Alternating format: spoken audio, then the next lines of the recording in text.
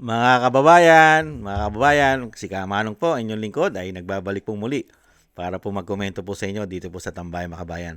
Samahan niyo po inyong lingkod, magkomento na po tayo, magumpisa na po tayo mga kababayan. Komentuhan po natin ito pong pahayag ni Atty. Rowena Guanzon tungkol po dito sa tinatawag ng Vice President na si Tambaluslos. Ano po ang sabi ni Atty. Rowena Guanzon? Ay lumabas daw po si Tambaluslos. Nakita na naman daw po si Tambaluslos mga kabayan. Lumabas daw po sa lungga dahil daw po sa impeachment ng Vice President. Matagal daw pong nagtago sa publiko si Tambaluslos.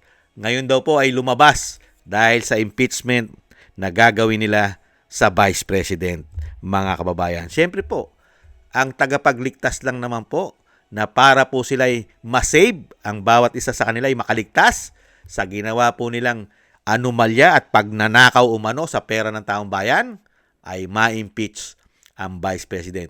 Yan na po ang huli nilang alas, mga kababayan. Yan na po. Pag hindi po kasi nila na-impeach yan, patay kang bata ka.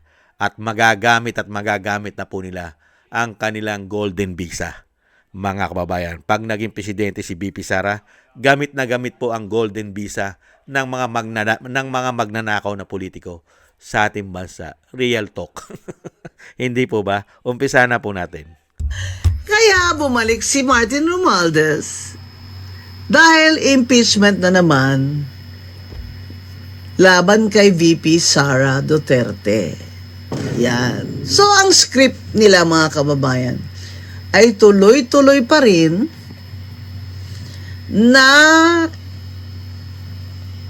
absent lang si Martin Romualdez at nagtago para hindi natin siya lalo namang maalala na siya talaga ang hari at mastermind ng flood control kickbackan na galing sa budget na pinirmahan din ni BBM dahil may 100 billion siya na insertion at 25 billion na kickback ayon kay Congressman Saldico na hanggang ngayon ay hindi pa nakakabalik dahil in the first place sila naman ang nagpalaalis kay Saldico para hindi siya makatestify. Nung bumaligtad at gusto nang magsabi ng totoo ay hindi naman nila gustong bumalik talaga. Kaya hanggang ngayon hindi naman nila nakakancel ang passport at hindi naman nila pinapa-Interpol. Yan. Kasi ang tingin ko dyan kay Saldico, willing naman yan magpakulong Basta makulong din si Martin Romualdez at basta mapanatunayan niya na si BBM din ay may 100 billion na insertion at may kickback na siya nag-deliver sa bahid sa Malacanang ng 25 billion. Yan, mga kababayan. Huwag niyong kakalimutan na itong issue ng korupsyon ay buhay at hilapang solusyon. Tinanong ako ng isang interview ano kaya dapat ang mangyari kung parang gustong mapakita ni BBM na may reforma talaga. Sabi ko, ipakulong niya si Martin Romualdez. Kasi, kung mapakulong niya si Martin Romualdez, tatahimik na ako. Yan mga tambay. Ang tanong po natin, sana po Atty. Rowena Guanzon, pakulong nyo rin po si Sandro. At pakulong nyo lalo, hindi pa naman pwedeng ikulong si Bangag na tinatawag ng kanyang ate. Ang Bangag. Hindi pa pwedeng ipakulong kasi mga tambay, may immunity pa yan Presidente pa po ng bansa yan. May immunity. Hindi po ba? Kaya po pag wala na po yan sa pagiging presidente, baka po makulong. Pero ngayon mga tambay, dahil po sa ginawa po ni Martin Luther na tinatawag na mapuntang baluslos ng Vice President, ay dapat daw pong makulong. Kung talagang sincero ang tinatawag na bangag na presidente ng kanyang ate, ipakulong niya si Martin. At isama na rin po sana ang kanyang anak. Dahil pag wala na pong immunity, ang tinatawag na bangag, ay baka siya na po ang susunod umano na makulong. Hindi po ba? At huwag po natin kalimutan, at hindi naman natin nakakalimutan talaga, kahit magtago po at hindi magpakita sa publiko ang tinatawag na tambaluslos, ay hindi po natin makikita ang isang damukal na mga pera na napunta po sa kanila na tinatawag na buhaya share o lion share. Umano, mga kababayan. Ito po, billion-billion at pati po si Bonget na meron pong insertion na 100 billion at meron pang deliver buwan-buwan umano na 25 billion ayon kay Saldico. Pakinggan po natin itong ang tinatawag na buhaya share. Mga kababayan. Sa inilabas na listahan ng PCIJ o ng Philippine Center for Investigative Journalism kamakailan, makikita ang 15 mga distrito na nakatanggap di umano ng lion share o pinakamalaking parte mula sa espesyal na pondo ng DPWH.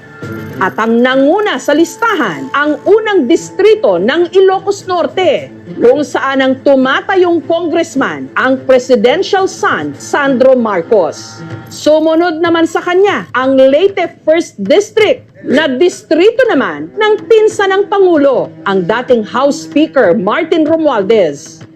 Sa PCIJ report, Nakita niyo, mga binansagan tambay? sina Congressman Marcos at dating Speaker Romualdez bilang pork barrel kings. Yan po mga tamay. Pork Barrel King. Kaya nga po babaguhin na natin. Mga Crocodile King.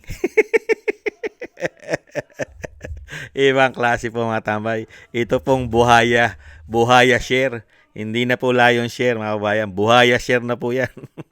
Mga buhaya po sa pere. Hindi po ba? Yan po mga kabayan. Ang pinahayag po ni Atty. Rowena Guanzon. Lumabas na naman po sa pagkakatago at lumabas na naman daw po sa lungga. Ito pong si Martin Luther na tinatawag niya at tinatawag naman po na tambaluslos ng Vice President dahil napakatakaw daw po talaga nito. Yata sa pera, billion-billion. At may issue rin po ito mga tambay. Yung kababayan niya po sa Leyte, doon po sa 1st District po ng Leyte. Di ba? Doon sa malapit sa MacArthur, doon po sa area na yon, sa dagat, mga kababayan, ay meron po mga barko ng China na kumukuha daw po ng Black Sun na pinagkakaperahan pa yata at galit na galit po sila sa China. Pero ang China o ang China ay pinagkakakitaan pa yata nila dahil nga po sa tinatawag na tambaluslos ng Vice President. At ipinakukulong na pumpilit ni Rowena Guanzon. At isama na rin po sana itong anak. Pero hindi po mangyayari yan. Dahil mismo ang DOJ, ang Senado sa pangunguna po ng kanilang Blue Ribbon Chairman ay wala naman po nakikitang anomalya dyan. Ganon din po ang DPWH Secretary Dizon. Wala naman po nakikitang involvement ng pamilya Marcos at pamilya Romualdez. Wala po. Si Saldico lang po ang maraming ninakaw. At si Bong Revilla. At ang mga senador na tinututukan po nila ngayon. Katulad po ni Villanueva, si Estrada, si Escudero. At sa susunod pa niyan, baka isama na rin po nila si Bato. Si Bato po ay tinutugis nila yan dahil ang ginagamit nilang issue ay ICC.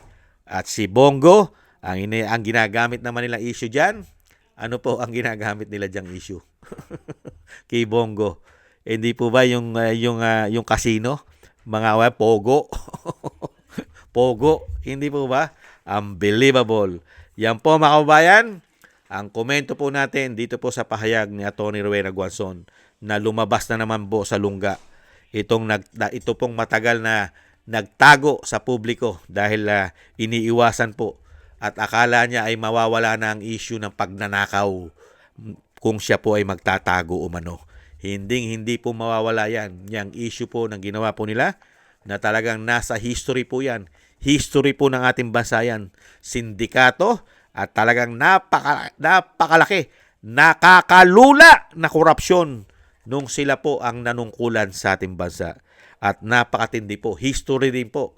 Sa kauna-unahan po, nagkaroon po tayo history na Pangulo na gumagamit daw ayon sa kanyang ate at binabansagan pa niyang bongit at bangag.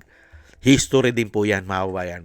At history din daw po sa kasaysayan ng ating bansa na ganun din ang kanyang First Lady at mga anak ayon mismo sa kapatid na senadora, mga kababayan. Yan po mga kababayan, ang ating komento kay Atty. Rowena Guanzon. Maraming salamat po. Thank you po sa inyo, Atty. Guanzon, at mag-iingat din po kayo. Baka po isa na rin kayo sa mga susunod na kasuhan, lalong-lalo po ang libel. Libelous. Hindi ba? Dahil sanay na sanay po sila na magkaso ng ganyan, lalong-lalo sa nagpapahayag ng katotohanan sa mga ginawa nilang maanumalyang korupsyon. Ingat-ingat po kayo. Thank you po mga kababayan sa gusto po natin Tambay Makabayan sa YouTube at TikTok. At ganoon din po sa ating mga subscribers. Thank you po sa inyo sa mga nagbibigay po ng tulong. Thank you rin po sa mga nagko-comment, like, share, and subscribe. Thank you po sa inyo. Mabuhay po kayo. At shoutout po sa mga nagbibigay po ng biyaya. Kay Eric Hershio ng Canada, kay Tatay Nick ng Canada, kay Balance Vision TV, Gayat Shena, kay Annie Jo, ako si Phil Am, si Jesus Valdepena, Kingston ng Hong Kong, si Jake Yahut ng California, USA, Gina Ray ng Berlin, Germany, Julieta Celona ng Sydney, Australia, Baby Roman at Ate Isa ng Cagayan. Thank you po sa inyo mga kababayan at ingat-ingat po kayo po sa inyo po mga paggawa. Shoutout po sa inyo lahat. At muli po mga tambay, tiis-tiis lang po tayo. God bless po sa inyo lahat. Paalam. Bye-bye.